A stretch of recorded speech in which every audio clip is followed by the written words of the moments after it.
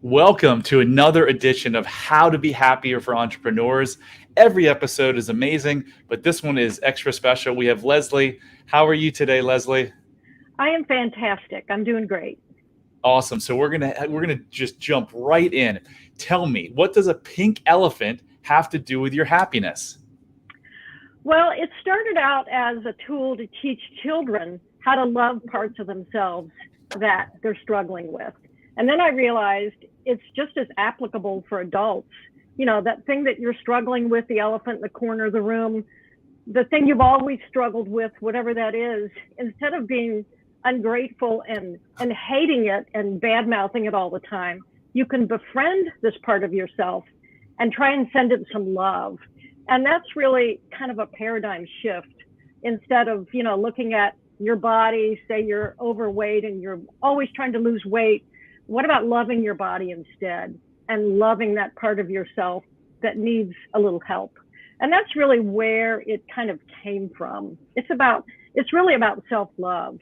And you shouldn't be, complaining about anything. You should be sending it love and just try and shift your paradigm a little bit. So when you say complaining about it, what is it? I would say it's anything you're struggling with. For someone, it might be their weight. For someone else, it might be their level of success. Oh my gosh, I can't find a job. I'm so frustrated with this. And instead, just, love the job hunt and love the fact that you have unlimited options in front of you, because who knows what will happen tomorrow. You could land the perfect job and just really kind of shift your paradigm. And instead of feeling anxious, just try and feel like it's a friend that needs some love. That's really, really what it's all about. So how important is self-love to being happy? Honestly, I think it's everything. I think that those relationships we struggle with, we're really struggling with loving parts of ourselves more. And I think, personally, I've struggled with self-love a lot. And I don't know whether it's being the middle child or being in a house where I was very introverted, I struggled with trying to accept myself and love myself. And I think that really follows you everywhere you go into your adulthood. And I really think that the more you love yourself, the happier and the more successful you are going to be just by nature. I agree 100%. I end every video with love heals all. And if you look at all of the world's problems, all of the world's problems, there are very few that you can't trace back to an individual's lack of self-love and compassion. It's the reason that our prisons are full. It's the reason there's a war in Ukraine right now. It's the reason that politicians do corrupt things. It has to do with child sex trafficking. It has to do with the addiction rate, the divorce rate, the obesity rate. We could go on, literally, I could spend an hour listing things, because people who have self-love don't hurt other people. Right. And I think so many people listening might be like, well, that's so woo-woo, like self-love, like it's not that big of a deal. And you and I are saying, you're a psychology professor. You're saying, and I've been coaching now for a couple of years on as a happiness coach, like it's everything. Just like you said, it's freaking everything. So if you want to think it's woo-woo and be like, sure, if you want to turn your head and be like, that's not important, you can keep living the life you are living. If you're struggling or you're going through any of those things I said, you can keep thinking, oh, I don't need self-love. Or you might be able to wake up one day and be like, maybe these guys know what they're talking about. Maybe there really is something to self-love. Right. I think it's important for all ages. My son is 20 and he really struggled for years with his weight and feeling good about himself. He's very shy. And he just kind of started loving himself more. And now he's walking 5 miles a day. He's lost 100 pounds. And it really made all the difference in the world, just kind of not teaching him, because kids don't really like to be taught, but just helping him understand, you got to love yourself, flaws and all. No matter what's wrong, you just got to love it unconditionally. Yeah. And I think you probably agree that all change begins with awareness. So if we were having this podcast a few years back, and you asked me, if you were just, hey, Brad, do you love yourself? I'd have said, of course, Leslie, I love myself. How's your self-esteem, Brad? I'd say it was great. Brad, do you care about what other people think about you? Nope. Well, those were all lies. And I've learned through my work over the last 2 years that I didn't love myself. I didn't have self-love. And that led to everything: my divorces, losing millions of dollars, not eating properly, smoking marijuana, and using alcohol. And so I created literally takes 2.5 minutes. It's 12 questions, a self-love quiz that anyone can take at bradchandler.com/love. And because then you can get awareness, you can be like, am I one of those people that don't love myself? So if you take the quiz and you get lack of self-love or mild self-love, number one, know that your life can change profoundly. And number two, know that your life is negatively impacted probably in multiple areas because of that lack of self-love. Would you agree with that, Leslie? I love that. I can't wait to take that quiz. That's a great thing. Thank you. Yeah, bradchandler.com/love. And I'd love your feedback, knowing, all of your work and being a psychology professor. So speaking of being a professor, what do you think is the single most important thing that you teach your students over the course of a semester? So for me, there's really two things. The first is the growth mindset versus the fixed mindset. When we were kids, you get an IQ test, you might think, oh my gosh, I can't be any better than that number. And so it's really important to know we all have a malleable and pliable brain that even as we age into our 60s or 70s, you can still be learning. And the more you learn, the more you grow. And so really that growth mindset is something that I think everybody should really understand. And also the power of learning people's behaviors, why they do what they do, and the fascination of human behavior, and really tells us a lot about why people do what they do. A lot of times if somebody is an angry person, they're really not angry at you, they're angry at themselves, or they don't love themselves enough, So that to me is two things that I try to teach my students. Love it. So is that a lot about curiosity? I was having a call with a client last week, and I brought up rather than go to judgment, just constantly be curious about why people are behaving in certain ways, why you're behaving in certain ways, why you're feeling certain ways.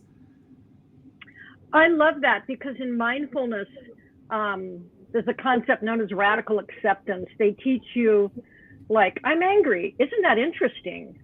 Why am I angry? Why am I feeling? Isn't that interesting? Instead of being judgmental, even towards yourself, you can just, being with it like a childlike mind, curiosity, also called beginner's mind. I don't know what I don't know, what I don't know. And approaching every day like that is really a great place to start with happiness. Love it. So I had a question, and I thought about the second question, then I lost my thought. What was the first thing that you said that you teach your students that's the most important? Growth mindset. Growth and I mindset. think it's so important for kids to know that you're not limited by anything, that you're not limited by your IQ, by your financial situation, by your parents, by your environment. You really can accomplish anything as long as you believe that. So how would one know if they had a growth mindset and is the opposite of fixed mindset? Yes. How would someone know that? I would say a fixed mindset is, I'm really dumb. I'm not going to learn anything. My parents are kind of the same way. I'm only going to be able to rise so high in life because I have all these limitations around me.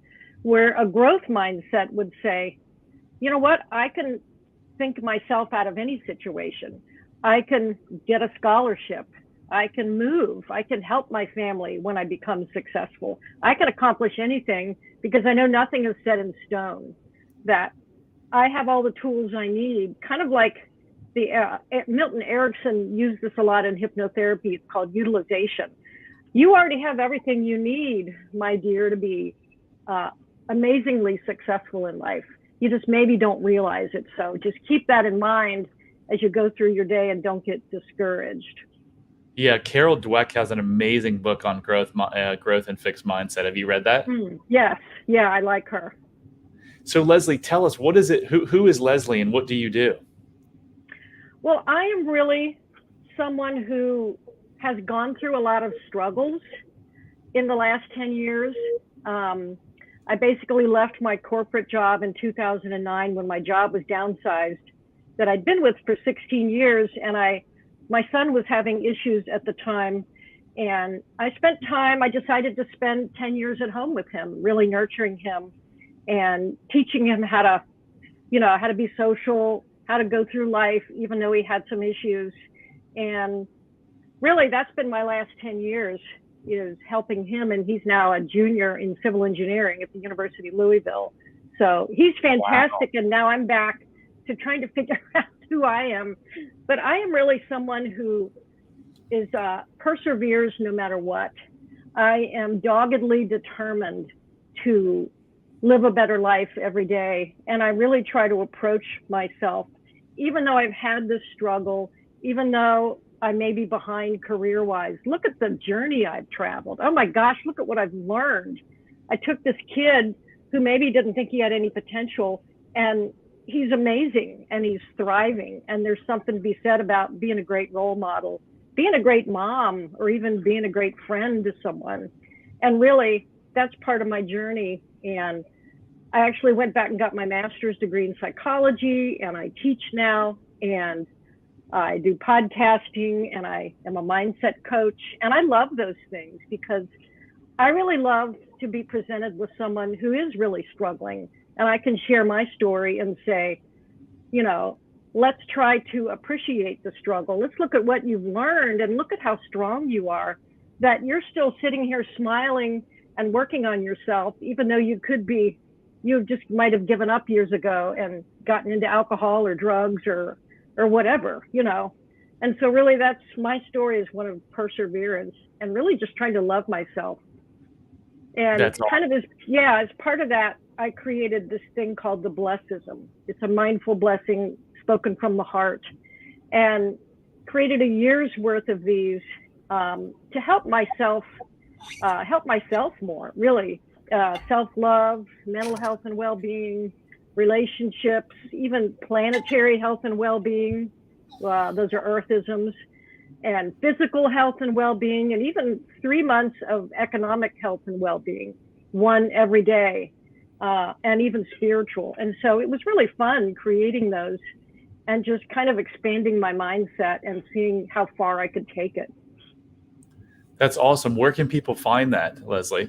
They can find that on the mindfullyblessed.com website, or they can go to thegratitudecoach.com, and all the links are on that's my personal website. And we don't know where we're going with them. We've got a bunch of videos and a lot of social media stuff and newsletters. And so still trying to figure out where we're going to go with them and what kind of a purpose they're going to serve. But I'm sure it will be revealed in time what the best way forward, with that is going to be, to share them more. Yeah. So let's dig into some nitty gritty of psychology and self-love. How do you think that stress from early childhood impacts adults from a health and wellness standpoint?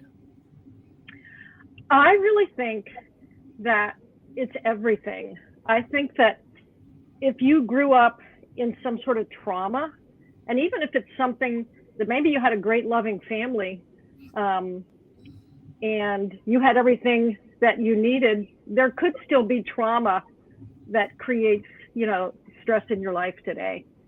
When I was little, my grandfather had a houseboat, and we spent a lot of weekends on the houseboat, and it was always a wonderful experience until one weekend, one of our best friends, their son died. He drowned. And it's kind of one of those memories that never leaves me. I always think about it. I'm very leery around water and swimming and being safe and all that kind of thing. And so I think it really does leave an imprint. Anything like that doesn't have to be abuse. It just could be something small like I experienced that maybe still has an imprint that kind of, sticks with me. And another experience, I grew up, there was a really mean dog in the neighborhood, and even walking past him, I'd be terrified. And to this day, I have trouble walking in my neighborhood thinking a dog is going to jump out at me. And it's so silly because I know I'm an adult now. All the dogs around here are safe and friendly and loving. And but that sticks with me, and it's really hard it's like an imprint. And I think that stays with you, and you just have to learn how to manage it. So yeah, I just put across the screen, your behavior is driven by your subconscious mind. So as a child, that dog's being scared by that dog imprinted something on your subconscious mind that's still driving you today. So Right. maybe you and I will have to do a hypnosis session together to get rid of it. Yeah, absolutely. Yeah, and another thing, my dad grew up very poor in Pontiac, Michigan, and he told a lot of stories about, growing up poor and walking through the snow, and they have holes in their roof, and his sister, saved every Tupperware thing she ever came across, and that kind of lack mentality stuck with me for a long time, because it was like imprinted on my brain, like, oh yeah, money doesn't grow on trees. You get a college education for something to back up on, and I think you really have to work at shifting that mindset and realizing, source is abundant 365 days a year, and we're already aligned with it. We just have to realize that.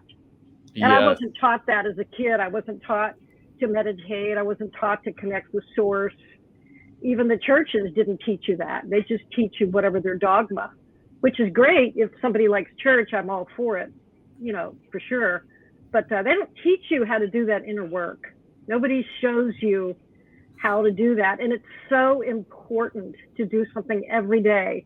No matter if it's a mindful walk, or it's meditating, or it's a short little hypnosis, or whatever it is, you've got to do that inner work. Yeah, you mentioned you could grow up in a loving household, and I can't tell you, it's probably 9.5 or 9 out of 10 of my clients, when I talk to them on the first session and I ask them about their childhood, they're like, yeah, it wasn't my childhood that's caused me this issue, because my childhood was pretty good. And then we get to talking and get more deep, and it's like it's always their childhood. So I've actually I try not to use the word trauma anymore, because people want to associate trauma with something big. But as Dr. Gabor Mate says, there's little t trauma and there's big T trauma. You can have stuff as benign as your little sister coming home from the hospital, and you Right. feeling like you're from being born, and your parents feeling, or you feeling like your parents loved her more. So yeah, it's interesting how everything is driven. 95% of our behavior is driven by our subconscious mind, and most of our subconscious mind was programmed as a very young child. Mm-hmm. So speaking of hypnosis, Leslie, I know we've talked offline. You use hypnosis as one of your tools in your toolkit, just like I do. And Right. a lot of people hear hypnosis and they just have all of these misconceptions. So tell the listeners, like, can you dispel some of these misconceptions that so many people have about hypnosis? Yeah, I mean, there has been a ton of research done on hypnosis. It's even been used for anesthesia. If you read some of these research studies, this was way back, but it's not mind control, because your subconscious mind will never do anything against its will or your values. To me, it's a deeper form of meditation. And the only difference is you have the practitioner, which is you or me, guiding you through this guided imagery journey or whatever it is. And you're just really relaxed, kind of like when you're driving and you miss a highway exit, or you're watching a movie and you fall asleep. You can hear everything around you, but you can't move. Now, you could move if a fire alarm went off, but it's really that it's just such a wonderfully relaxing state of mind that is really equivalent to like 3 to 4 hours of sleep, 20 minutes of hypnosis. And I think it really gets a bad rap because of stage shows and people that try to do mind control. And it takes a certain type of person to be able to get up there on the stage. They look for these personalities ahead of time and weed people out, like me, who may, not go for that. And I think hypnosis is a wonderful tool for just about anything you're struggling with, whether it's self-love or your weight or addictions. I think it's great I wish it would be used more in AA and that kind of thing, because I think it would do wonders for people. Yeah, I agree with you on all those counts.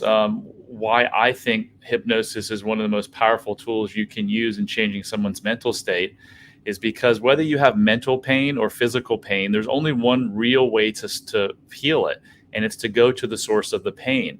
If you're struggling with depression or drinking or eating too much, anxiety, like no, you weren't born with those issues. Those Right. issues were learned in your early childhood between the ages of 0 and 10, most likely. And those thoughts, like I said earlier, are buried in your subconscious mind and they're controlling you. So many people, go to this job they don't like, come home, fight with their spouse, drink a bunch of wine, drink a bunch of beer, whatever it is. And, when someone says something, they they get completely offended. They're in their car. They're always triggered and they have no idea why. And I'll tell you exactly why you feel that way or why you have this behavior. It's from these subconscious thoughts that were your brain did its job as a child. You went through something that was stressful and your brain said, okay, why is this happening? I'm going to come up with a reason. And it helped you at 6 years old, but it certainly doesn't help you at 46. It destroys a lot of people's lives. Yeah. So one of my favorite hypnosis is the garbage dump for people who smoke, is taking somebody through that garbage dump and all these horrible smells. And once you go through that session, you probably would never smoke again because it's so disgusting. But that kind of therapy really works great for something like that, even though it sounds kind of, cartoonish. Yeah, I've done nearly 100 sessions now with hypnosis, and it is without fail, when we're done that 2-hour session, people are like, wow, almost every single time they're just like, wow. And I say, how do you feel? And they're like, I feel lighter. I feel, sometimes I feel tired because I feel like I just ran a marathon, but oh my gosh, I feel lighter. I feel freer. And why is that? Because now they have an awareness of what is causing them the issue. And like you said, throw 1,000 different issues in there. It could be skin disorder to, eating too much, to drinking too much wine, anxiety, whatever it is, there is a reason for this. So stop beating yourself up if you have issues in your life. It's not your fault.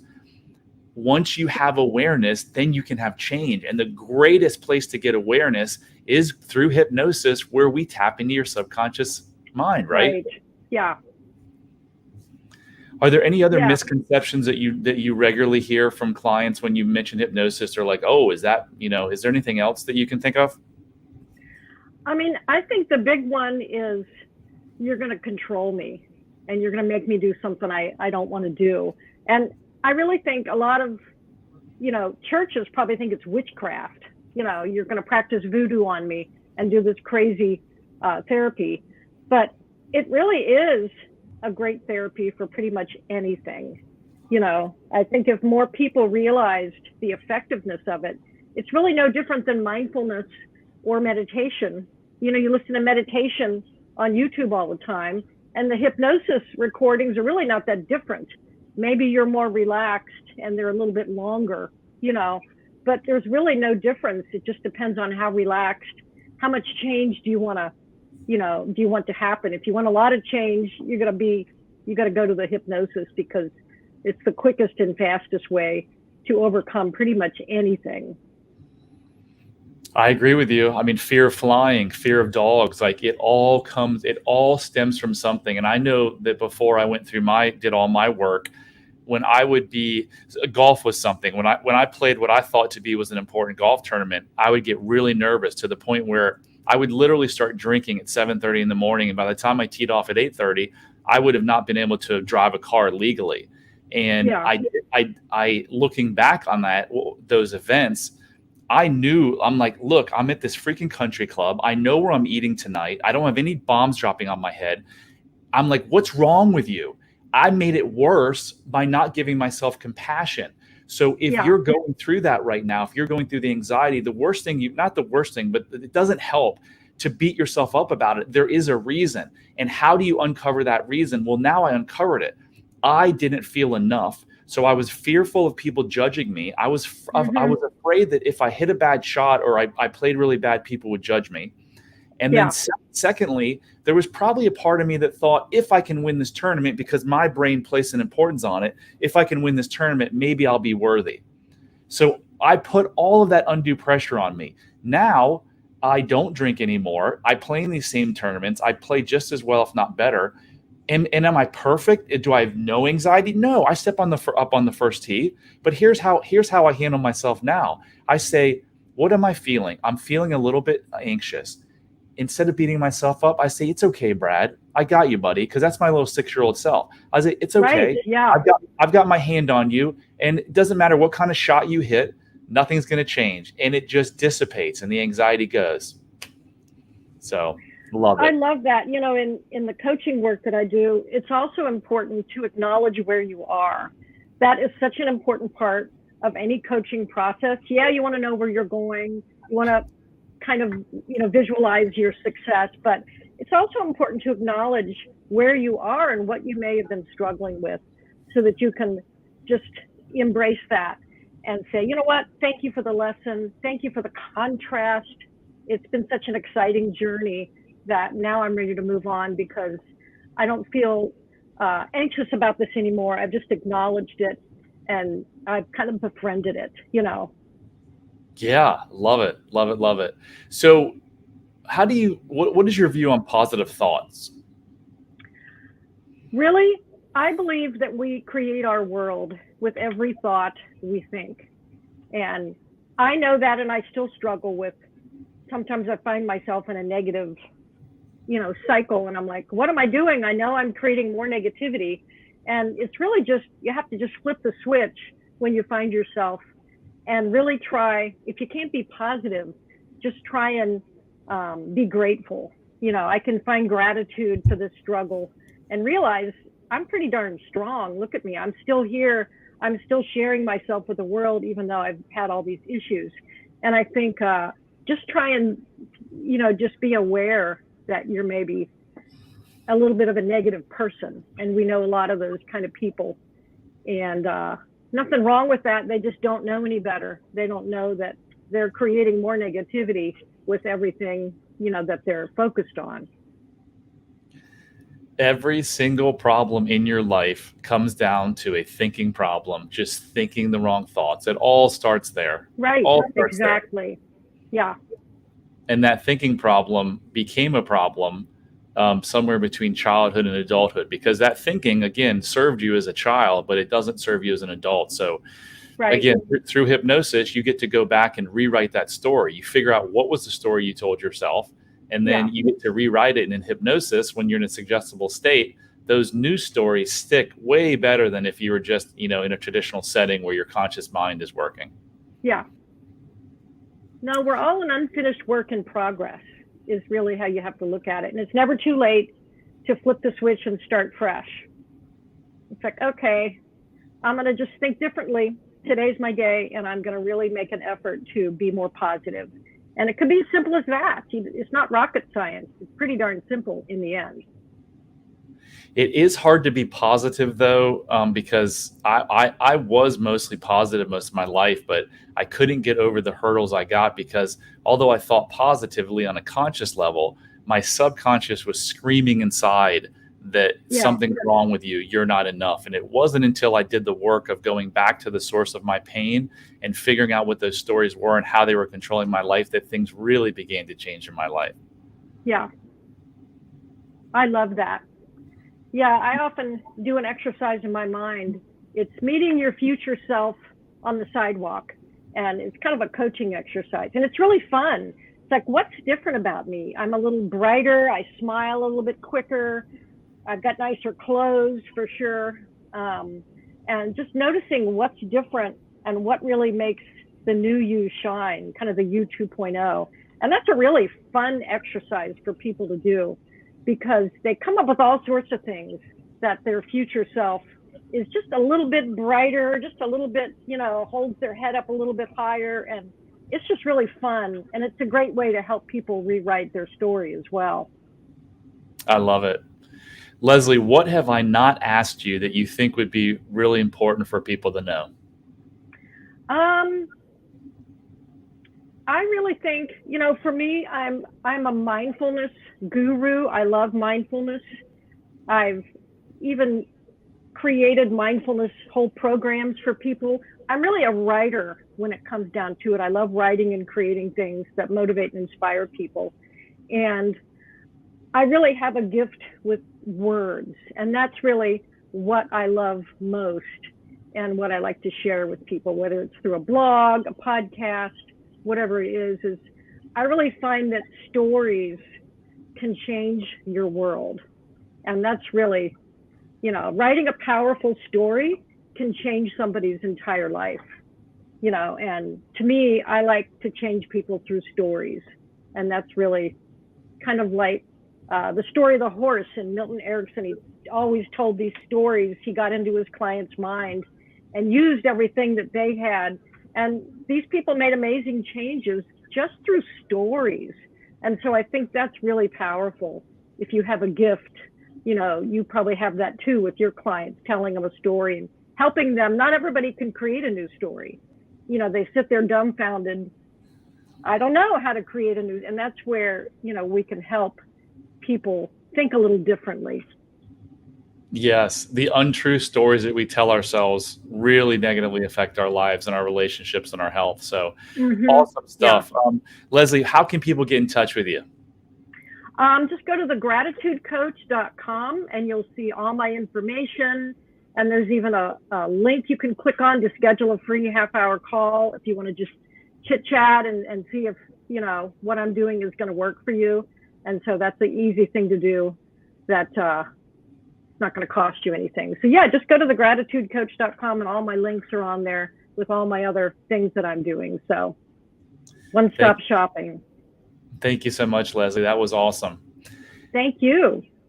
If you guys like this podcast, please just take a minute or two to give me a rating and a review. It goes a long way in promoting it to other people. I need a lot of people to help me on this journey of helping 1 million people in their suffering. So that is another episode of How to Be Happier for Entrepreneurs. And remember, love heals all. Thanks.